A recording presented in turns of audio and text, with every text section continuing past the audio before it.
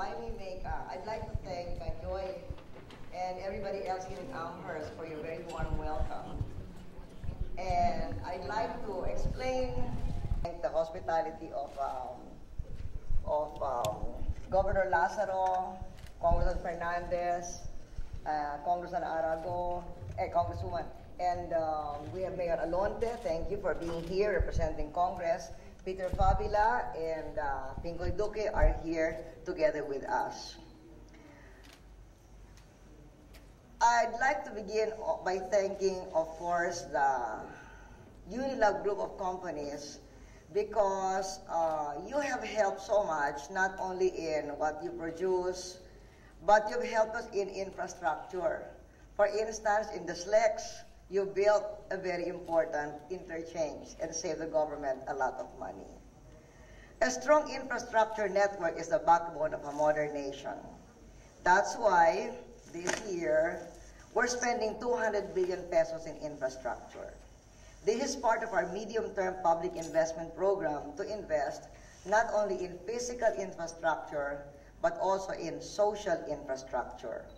This includes billions of pesos in education, in healthcare, like the PhilHealth cards that we distributed earlier in Santa Cruz.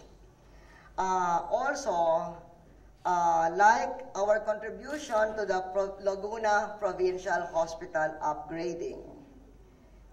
Also, training. And along with billions of new bridges, roads, and ports to upgrade the competitiveness of the Philippines. All this is in line with what we did earlier in the hospital currently being upgraded in Laguna Provincial Hospital. The signing of the Universally Accessible, Cheaper, and Quality Medicine Act of 2008. That was what we signed earlier today. In my State of the Nation address in 2001, I said, bababa din ang presyo ng gamot. Hahatiin natin ang presyo ng gamot na madalas bilhin ng madla. And not very long after that, RightMed, belonging to Unilab Group, invited me to inaugurate their RightMed half-priced medicines. So you were a pioneer after I made my call, and I'd like to thank you very much for that.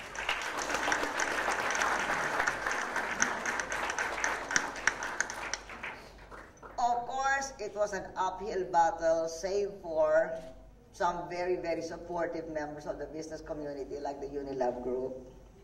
At that time and up to this minute, but hopefully no longer beyond the date of effectivity of the law that we just signed, the following are the industry facts. 90+% of all medicines are now off patent. Yet 90% of all medicines sold are still branded and more expensive than generics.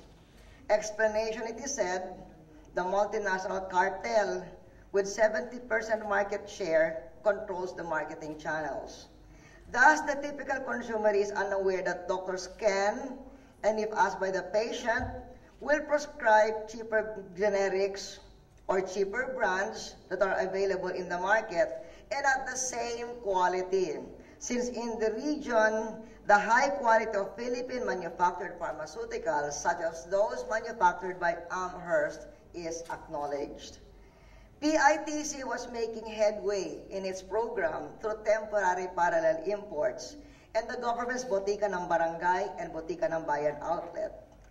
Now we have RA 9502 to institutionalize our efforts.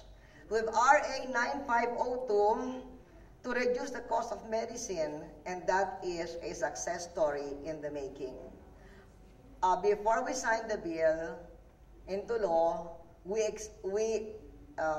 inspected the upgrading of the Laguna Provincial Hospital. Then we signed the cheaper medicines bill into law. Then we distributed PhilHealth cards, a continuing activity of the government. And now we're here to let you know that we haven't forgotten that at the very beginning of the struggle, Amherst was there already producing half-price medicines. Maraming salamat sa inyo.